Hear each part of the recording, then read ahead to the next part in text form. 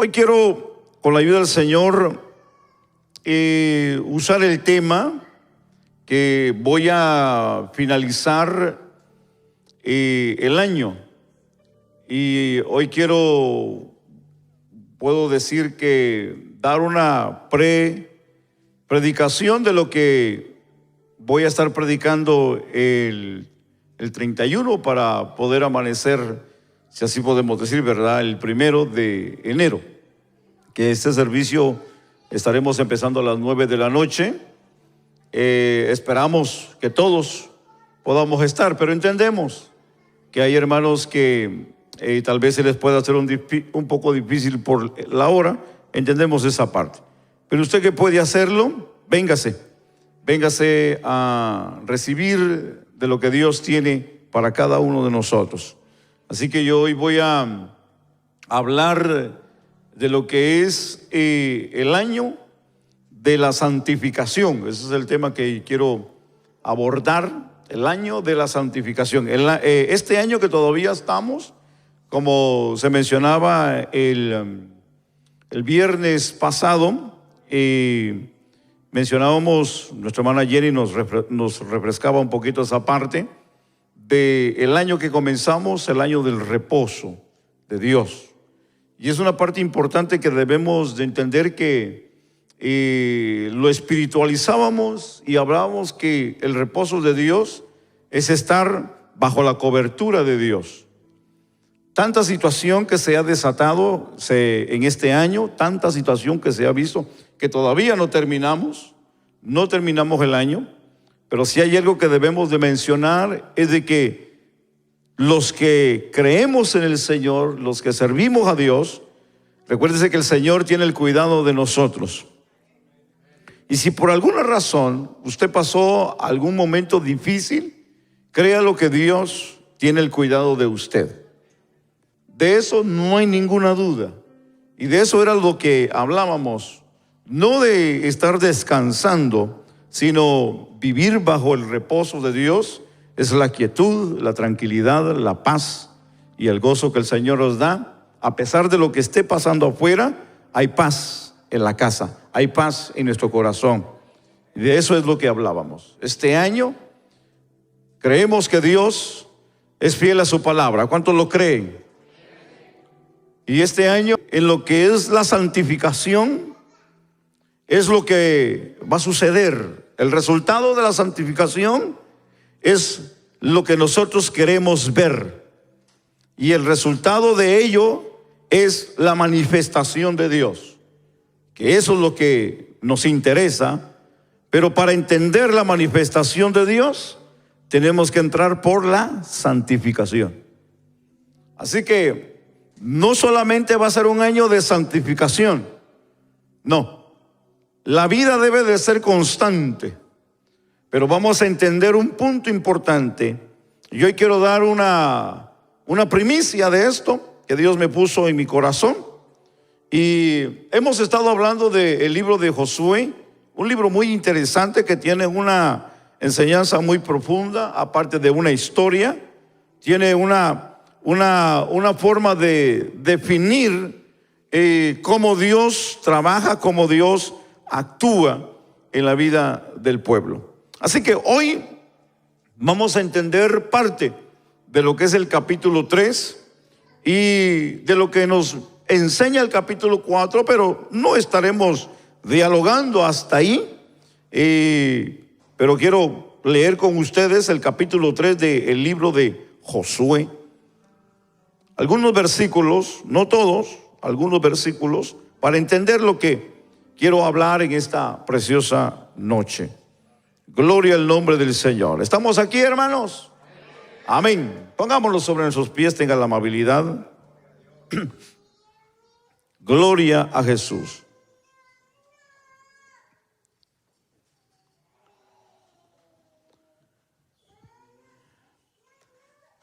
El versículo 1, leemos en el nombre del Padre, del Hijo y del Espíritu Santo.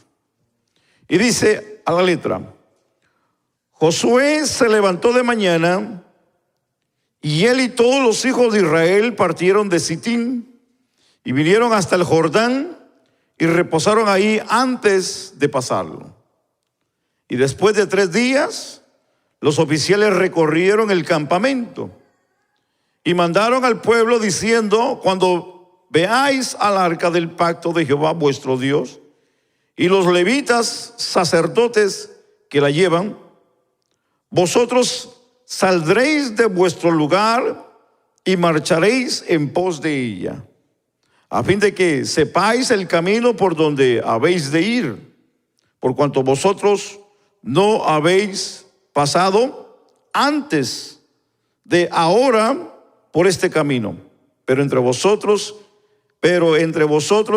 y ella haya distancia como de 2000 codos, no os acerquéis a ella. Y Josué dijo al pueblo: santificaos, porque Jehová hará mañana entre vosotros maravillas. Y habló Josué a los sacerdotes diciendo: tomad el arca del pacto y posad delante del pueblo. Y ellos tomaron el arca del pacto y fueron delante del pueblo. Entonces Jehová dijo a Josué: desde este día comenzaré a engrandecerte delante de los ojos de todo Israel, para que entiendan que como estuve con Moisés, así estaré contigo. Tú pues mandarás a los sacerdotes que llevan el arca del pacto, diciendo: cuando hayáis entrado hasta el borde del agua del Jordán, pasaréis en el Jordán. Y Josué dijo a los hijos de Israel: acercaos y escuchad las palabras de Jehová vuestro Dios. Hasta ahí dejamos la lectura, mis amados hermanos. Oramos al Señor. Oramos. Padre maravilloso y bendito y soberano Dios, Dios del cielo y de la tierra, Señor, te adoramos y te bendecimos porque tú eres bueno, tú eres maravilloso. Señor, a ti es que venimos a honrarte y a bendecirte. Gracias por el privilegio y la oportunidad que nos permites, Señor, el poder estar aquí reunidos, adorando y bendiciendo tu nombre. Bendice, Señor, esta congregación, bendice esta reunión. Esperamos que tu Espíritu Santo nos ministre en esta preciosa noche. En el nombre de Jesús, a ti te damos toda la gloria.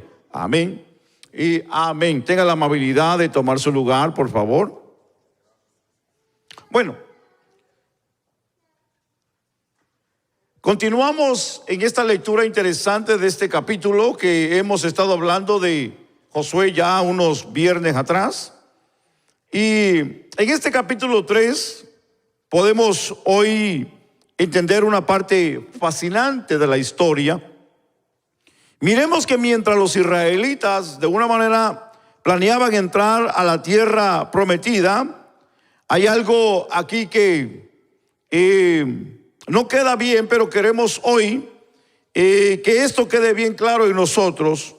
Y se trata del mismo punto de lo que tal vez nosotros podamos estar pasando en lo que concierne a la vida cristiana, cómo nuestra vida llegará a tener éxito o estaremos viviendo en el éxito o en la victoria del Señor. El capítulo 3 y el capítulo 4 nos van a dar varias maneras y de una manera experimentar la victoria en la vida cristiana. Y vamos a aprender de la única manera o forma como la Biblia nos enseña cómo la vida cristiana puede experimentar esta victoria, esta bendición. Entendamos aquí algo, y es que vemos un pueblo que salió de Egipto para llegar a una tierra donde el Señor tiene preparada para ellos, para que, hablábamos, no para que la conquisten, sino para que la posean. Dios había ya de antemano hablado a través de Abraham de que tenía un lugar y que los bendeciría, y le dijo que regresarían a la tierra. Recordemos que Abraham ya había vivido en esa tierra, en la tierra de Canaán. Recordemos que ellos llegaron a Egipto por José, uno de los hijos de Jacob y en un momento de necesidad. Así es que veamos algo interesante, que Dios les preservó la vida y ahí fue donde se multiplicaron y se hicieron una grande nación, lo que fue Israel.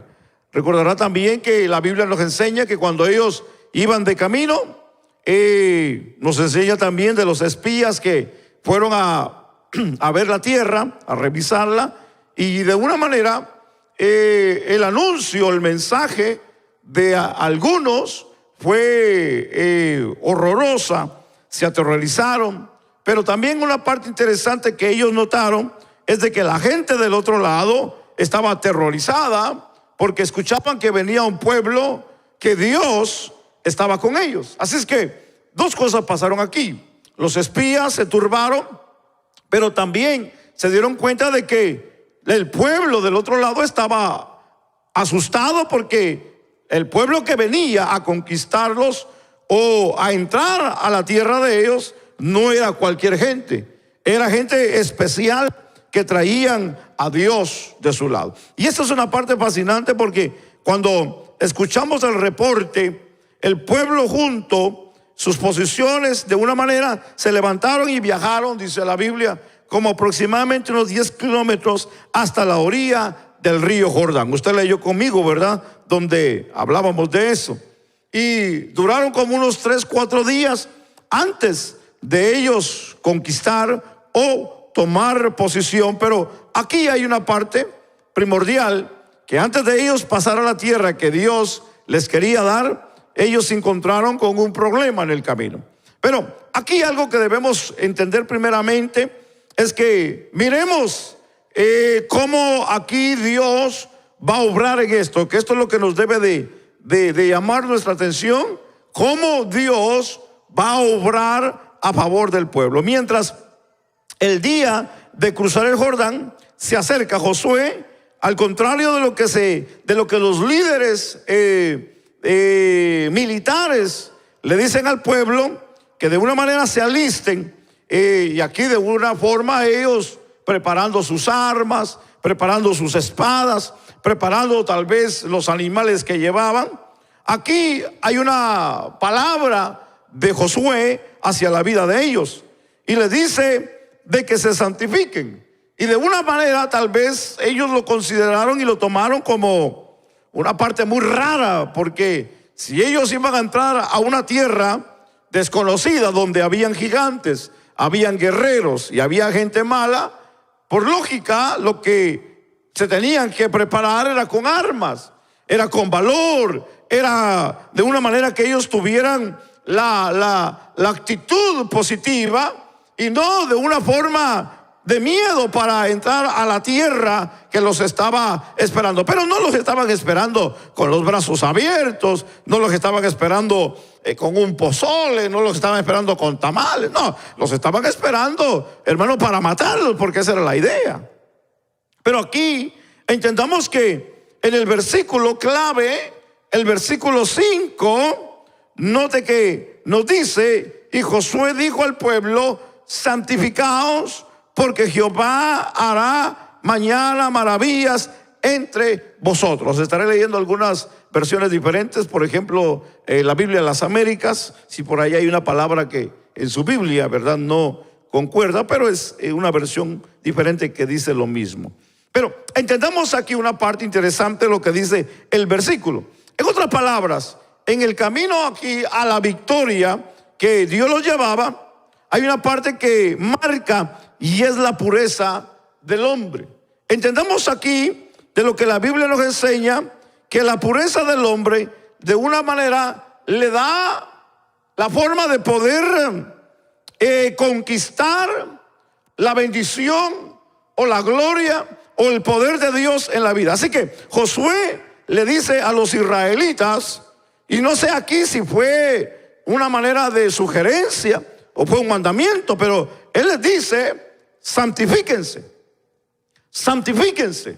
Y cuando hablamos aquí de esto, decimos y nos preguntamos: ¿qué es santificación? Que es una gran pregunta que debemos de responderla para entender la razón por la que Josué está haciendo esa pregunta o les está diciendo que se santifiquen. Y cuando hablamos aquí, estamos hablando de una forma o de lo que se puede significar, que son varias cosas. Y hablamos literalmente de lavar, de limpiar o de bañarse.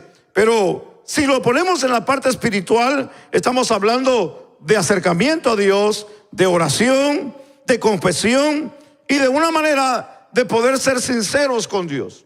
Entonces, cuando hablamos aquí de lo que Josué le dice que se santifiquen, ahora, ¿por qué sería es que Josué aquí le dice que se santifiquen?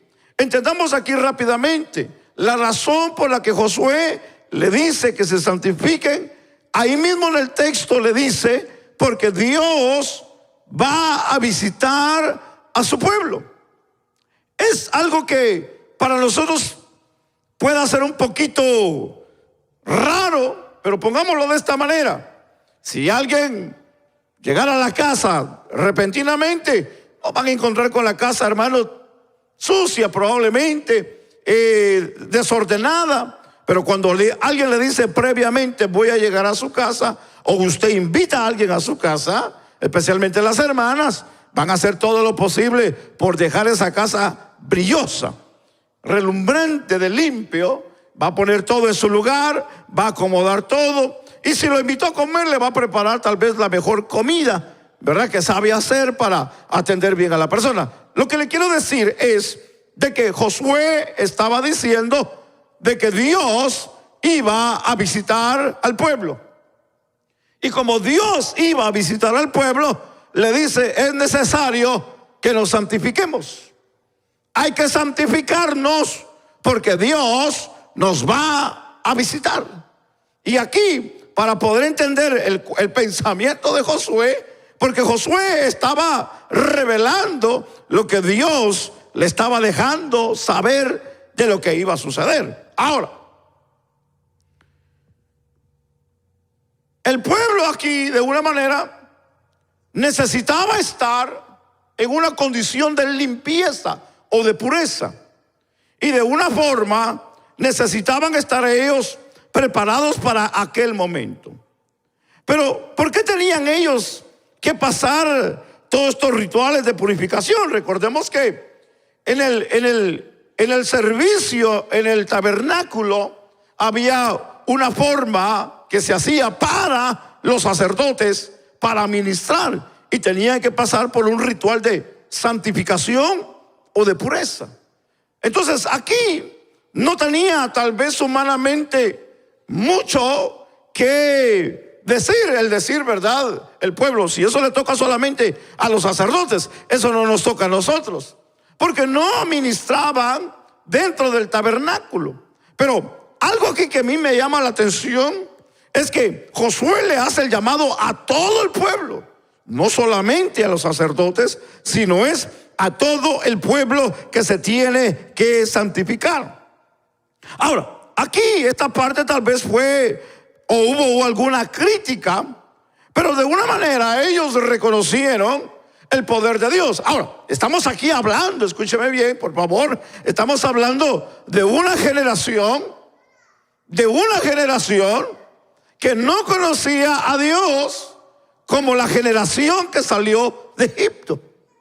Así que recuérdense que esta es una generación que conoció a Dios, pero no como la generación que salió de Egipto. Entonces, aquí definitivamente el poder de Dios iba a hacer algo y iba a abrir las aguas del Jordán. Y de una manera, esto era un milagro que iba a suceder a los ojos de ellos. Pero entendamos aquí una parte interesante, porque ellos nunca habían experimentado algo así. Así que esta parte es fascinante. Nosotros podemos experimentar el poder de Dios y podemos ver la mano de Dios obrando. No sé aquí cuántos tienen un año en el Evangelio.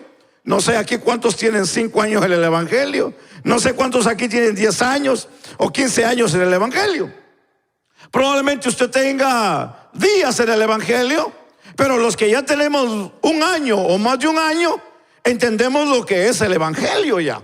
Así que estoy hablando con gente que sabe el Evangelio, que conocemos el Evangelio, que en algún momento de la vida Dios hizo un milagro en nosotros. Dios contestó alguna petición en nuestra vida. Vimos la mano de Dios obrando en algún momento de la vida, sea accidente, en la familia, alguna enfermedad, en algún momento de peligro. Estamos conscientes de que Dios, la mano de Dios, ha estado ahí con nosotros, ¿verdad que sí, hermanos? Pero hay algo aquí que debemos de entenderlo, y es lo que no entendemos, que a veces no comprendemos el valor de eso. Entendemos que Dios obra, entendemos que Dios habla, entendemos que Dios viene y nos da la fuerza y nos ayuda, pero a veces no entendemos la razón por qué pasa. Los israelitas necesitaban comprender ese milagro, necesitaban comprender lo que iba a pasar. Y cuando vieron que las aguas del Jordán se dispersaron o se detuvieron, que si Dios aquí es poderoso para hacer eso, entonces Él es poderoso para poder obrar en la vida del pueblo. Y esa es la parte que ellos aquí necesitaban entender, que si Dios tenía poder para abrir eso, eso quiere decir que Dios tenía poder para en contra de sus enemigos. No había entonces por qué temer, no había la menor duda por qué correr ante el enemigo. Estaban claros y estaban conscientemente que el Dios del que había sacado a sus padres era el mismo Dios que los iba a introducir a esa tierra donde se les había prometido. Pero ellos tenían que ver, tenían que presenciar ese milagro para ellos poder confiar en ese poder de Dios. Creían en Dios, sí, pero no habían visto al Dios que había abierto el Mar Rojo al pueblo de Israel. Así que entendamos que aquí debe de haber un corazón limpio, un corazón purificado, un corazón íntegro. Simplemente, hermano, cuando un corazón no está limpio, padece de ceguera, tiene problemas de ceguera. Porque una persona que no puede entender a Dios, hermano, es como una persona ciega, hablando físicamente. Una persona que no puede ver, que no puede palpar lo que Dios está haciendo en la vida, no va a entender a Dios. Así que entendamos que Israel aquí, que estaban a punto de cruzar, tenían que entender quién era ese Dios al que ellos servían. Pero aquí entendamos algo fascinante rápidamente, y es que ellos nunca habían reconocido lo que iba a suceder, porque no habían visto una obra similar a esta. Entonces era necesario que ellos pudieran presenciar ese momento en la vida, para ellos poder así entender al Dios que ellos estaban sirviendo. Pero aquí entendamos un papel bien importante, y es el de Josué. Porque Josué aquí no les pide de que ellos preparen su espada, que era lo que tenían que haber hecho, que prepararan sus caballos si tenían, que eso es lo que ellos tenían que haber hecho. Preparar a sus niños, prepararlos físicamente, mentalmente, preparar su maleta de una manera que no hubiese nada que los pudiera agarrar el enemigo, hermano, dormido, sino que el deseo de Josué era que ellos estuvieran al pendiente, pero no les dice nada de eso, sino que les pide, al contrario, que se santifiquen. No le dice preparen la espada, preparen el caballo, preparen la ropa, preparen la maleta. No. Le dice santifíquense, le dice. Santifíquense. Esa es la orden. Santifíquense, porque Jehová hará mañana maravillas entre vosotros. Así que Josué estaba claro de esto. ¿Sabe por qué? Porque Josué y Caleb eran los dos únicos que habían sobrevivido de lo que había pasado en el Mar Rojo, de lo que habían pasado en el desierto. Así que Josué y Caleb eran testigos, hermano, oculares del poder de Dios. Eso quiere decir que Josué estaba bien claro a qué Dios le estaba sirviendo. Así que entendamos aquí, Dios no necesita de personas que de una manera actúen con astucia para poseer. Y aquí hablamos de Canaán. Él quiere aquí y quería de la manera como lo pide, personas que pudieran de una manera poseer a Canaán creyendo en él.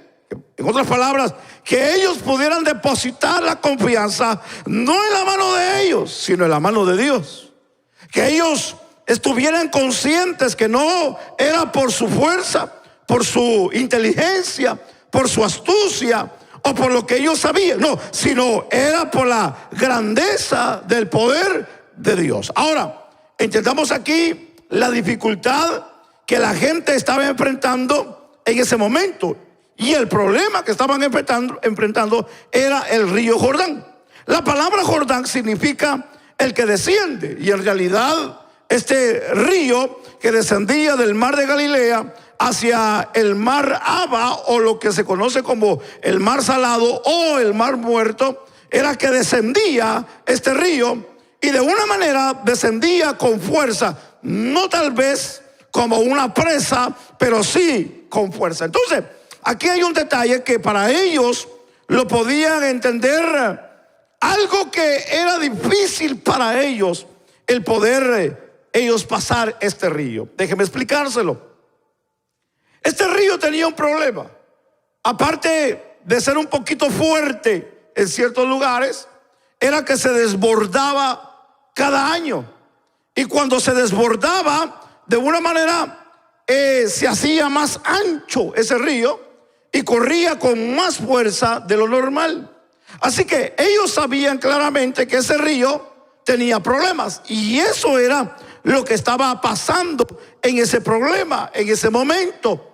Se cree de que el río estaba fuera de sus límites. Estaban aproximadamente a unos 2 kilómetros de ancho el río. Así que ellos sabían que estaba muy ancho, llevaba mucha agua. Otra cosa, ellos no sabemos, porque recuérdense, fue una generación nueva que se crió, que nació en el desierto. Así que ellos no tenían la experiencia de nadar, no tenían la experiencia de cruzar un río, no tenían la experiencia de tirarse al mar. Así que para ellos era un gran fenómeno, era un gran reto, era un gran problema para ellos. Es decir, nos va a llevar este río, nos va a ahogar a nuestros hijos, nos va a matar, nos va a destruir. Así que este pasaje nos dice que los israelitas se encontraban al borde del Jordán, y en este periodo del río mencionamos que estaba en esta condición que era peligrosísimo para ellos. Ahora, para ellos era un obstáculo muy grande, pero para ellos no solamente era un obstáculo, sino que era algo imposible de poder cruzarlo.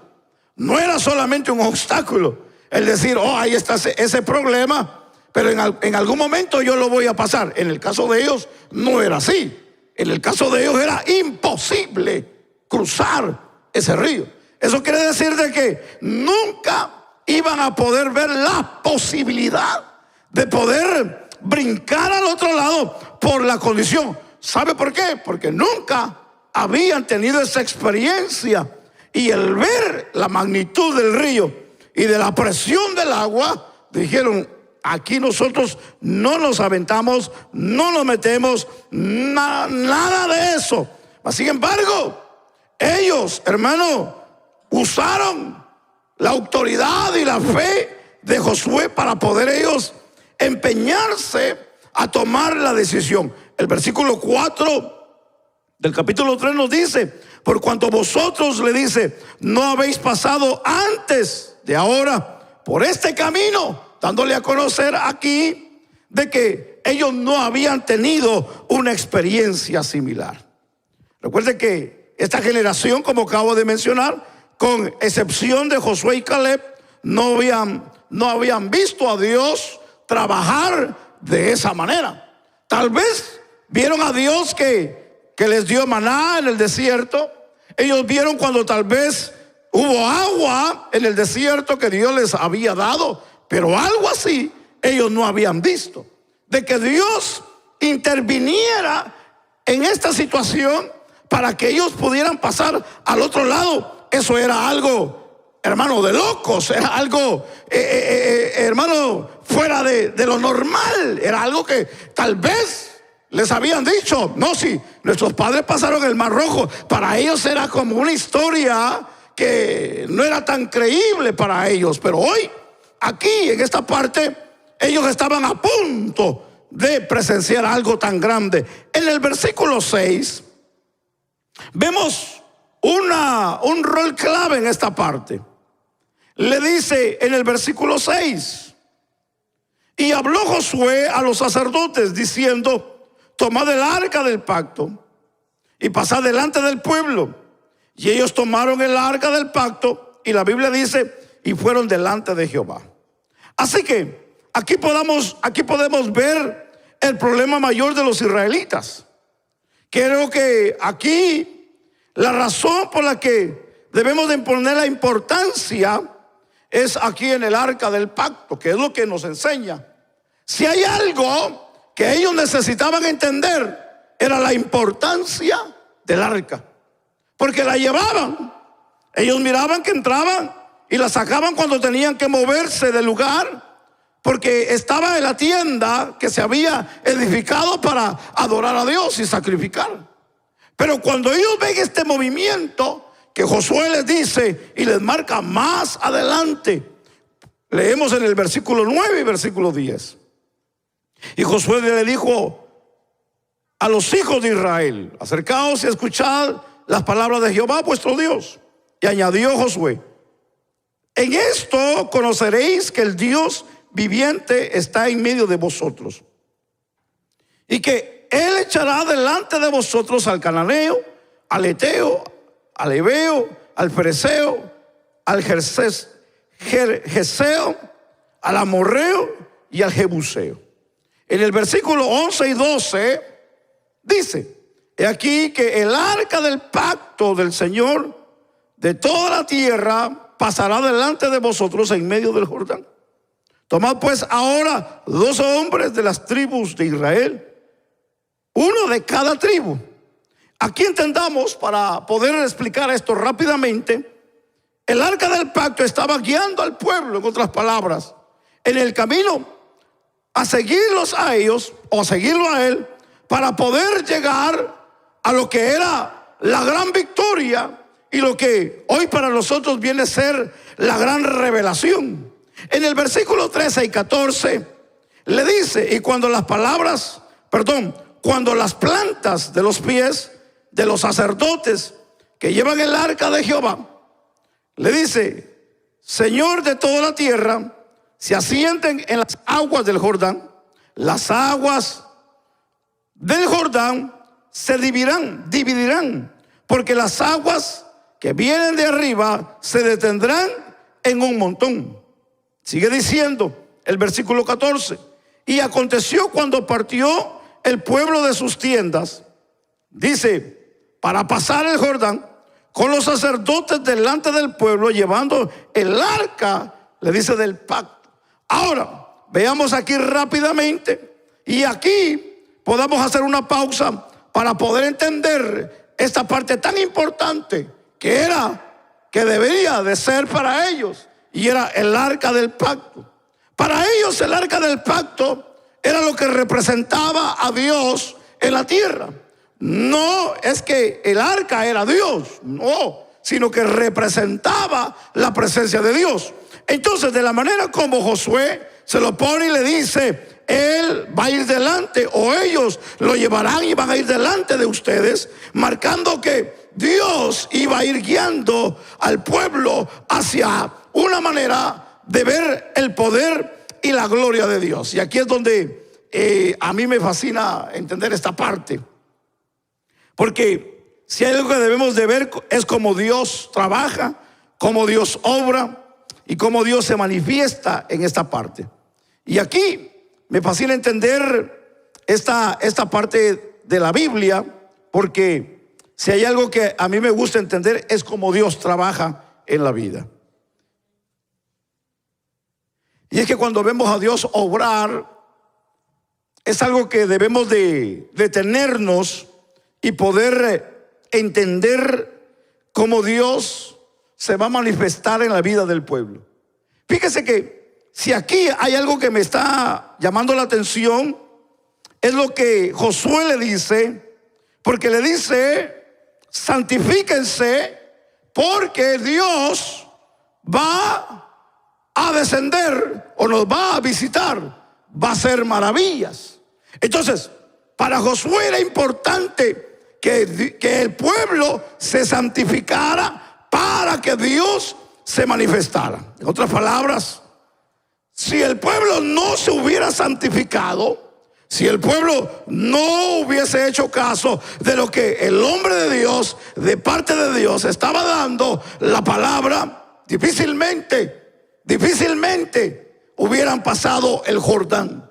No hubiera sucedido el milagro. No hubiera pasado lo que sucedió. No hubieran visto, hermano, lo que hizo los sacerdotes con el arca. Porque si hay algo que la Biblia dice, que cuando los sacerdotes llegaron y pisaron el agua, la Biblia dice que en ese mismo momento el agua se detuvo en un montón, y el agua que iba descendiendo descendió hasta el Mar Muerto. Entonces ellos, al ver aquel acontecimiento, hermano, eso fue algo glorioso, porque si ellos nunca habían visto esa manifestación, era, hermano, para caerse muerto, pues era para abrir la boca y para poder sacar, hermano, la cámara y tomar video y publicar esa gran maravilla de lo que Dios estaba haciendo, porque en realidad para ellos era nuevo, para Josué no. Para Caleb no era nuevo, pero para toda esta generación sí era nuevo lo que estaba pasando. Entonces, eso demuestra de que Dios tiene poder. Eso demuestra que Dios puede hacer milagros. Eso demuestra que Dios puede transformar lo que para nosotros es imposible, lo puede transformar posible. Eso demuestra de lo que para el hombre es imposible, para Dios es posible. Eso demuestra que lo que para nosotros, hermano, está lejos de poder tenerlo, para Dios lo tiene en la mano. Eso demuestra, hermano, que lo que la mente humana no puede concebir, Dios lo puede hacer, hermano, en cualquier momento, en fracción de segundos. ¿Sabe por qué? Porque el Dios que nosotros le servimos, al Dios de la Biblia, para Él todas las cosas, hermanos, son posibles.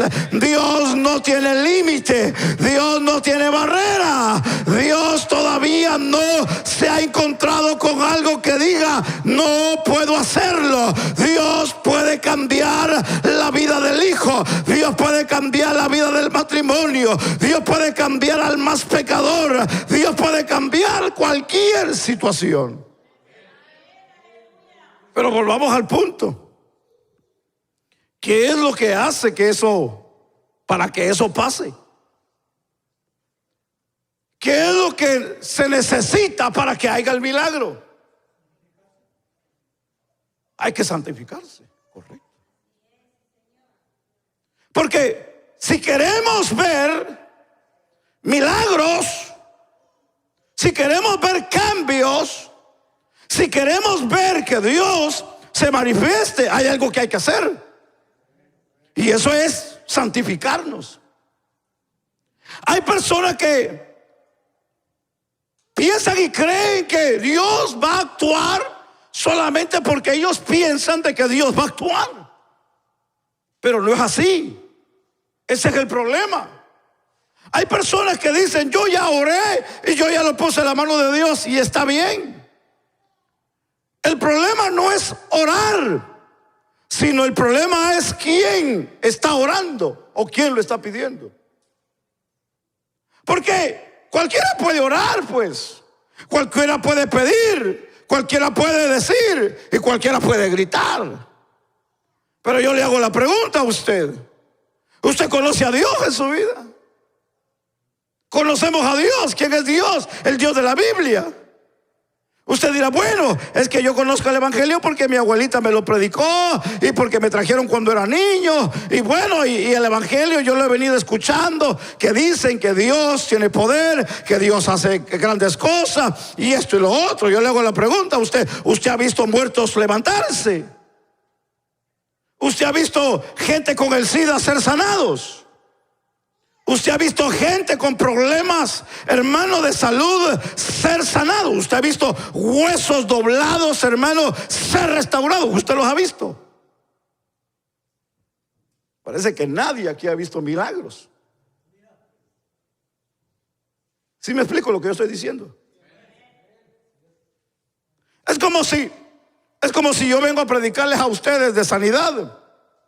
Si yo nunca he visto sanar gente, ¿cómo yo voy a predicar de que Jesús sana si yo nunca he visto a nadie sanar?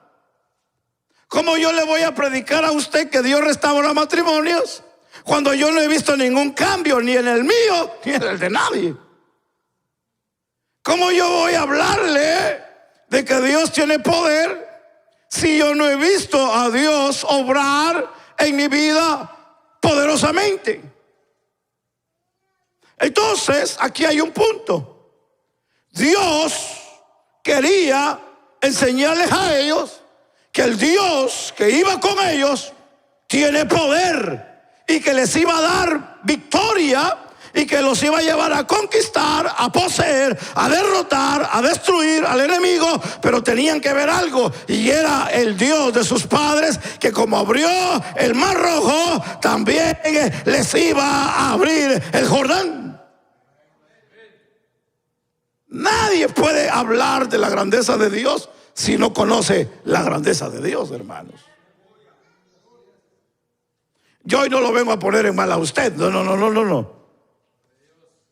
Yo hoy vengo a decirle a usted que el Dios del que nosotros hablamos y del que usted cree tiene poder. Es grande. No sé si lo despierta con eso, no sé si lo pueda despertar con eso. El decir que el Dios de la Biblia tiene poder. El Dios de la Biblia puede hacer milagros. Este año que esperamos será un año de milagros. Será un año de cambios que Dios realizará en la vida de la iglesia. Y no solamente en la vida de la iglesia, sino a nivel mundial y en esta nación. Porque si hay algo que hay que gritar y hay que decirlo, que este año que viene Dios levantará gente, hermano, dispuesta a clamar, a buscar. Lo sentimos, lo podemos ver, lo podemos palpar, de que Dios levantará y está levantando gente, hermano, a consagrarse, gente a buscar de Dios, gente a humillarse de Dios. ¿Quiere que le diga una cosa? Si hay algo que va a cambiar la vida de alguien, es cuando alguien comience a santificarse, a buscar de Dios, a humillarse, a acercarse. Dios comenzará a hacer milagros. ¿Sabe por qué? No es porque yo lo diga, sino porque la Biblia nos lo enseña de esa manera. Ese es el patrón de la Biblia. Así que si este año es un año de santificación, hermano, eso quiere decir que será un año de milagros, un año de poder, un año de gloria, un año donde miraremos cambios, miraremos en nuestra familia, miraremos en nuestra finanza, miraremos alrededor del mundo, porque si ese es Dios el que dice la Biblia, hermano, que hace cambio cuando alguien se humilla, yo lo creo. Yo no sé si usted lo cree en esta noche. Porque si hay algo que Dios quería enseñarle a este pueblo, es que la santificación mueve la mano de Dios.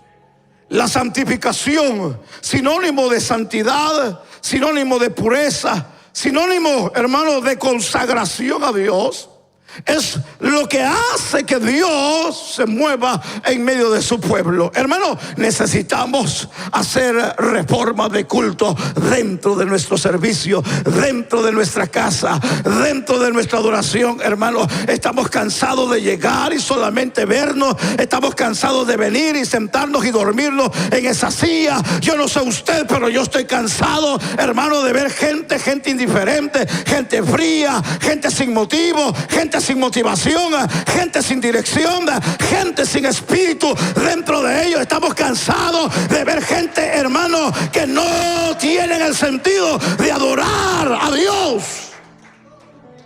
Necesitamos pedirle a Dios.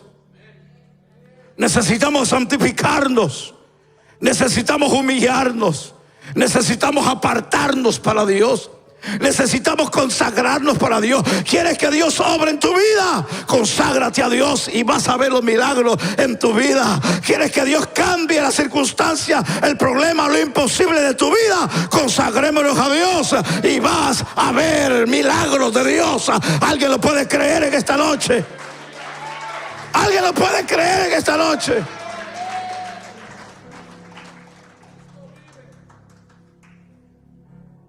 Hay cosas que la fe mueven. Hay cosas que la fe hace. Pero recuérdese que la fe no nace si no es por el oír la palabra de Dios. Así que hoy tenemos un cuadro, y yo termino, porque esto continúa. Y es que Dios quiere visitarnos. Dios quiere visitarnos. Dios te quiere visitar en la madrugada. Dios te quiere visitar en el trabajo. Dios te quiere visitar en la escuela. Dios te quiere visitar en tu vehículo. Dios quiere visitarte en tu intimidad. Dios quiere visitarnos aquí en la congregación. Dios quiere visitarte ahí donde tú estás. Donde tú piensas que no hay ya solución al problema, Dios quiere visitarte en ese problema el que tú estás pasando. Dios quiere visitarte ahí donde nadie te ve, pero Dios sí te mira. Dios quiere visitarte en esa situación. Pero la puerta es la santificación. Abre la puerta de la santificación. Y vas a ver cambios poderosos. Porque si hay algo que Dios quiere hacer, son milagros. Si hay algo que a Dios le gusta hacer, son milagros. Si hay algo que Dios quiere realizar, es milagros. Si hay algo que nosotros necesitamos decir, es que el Dios que nosotros servimos es el Dios de milagros. Parece que ya se me durmieron en esta noche. Vamos, póngase sobre sus pies.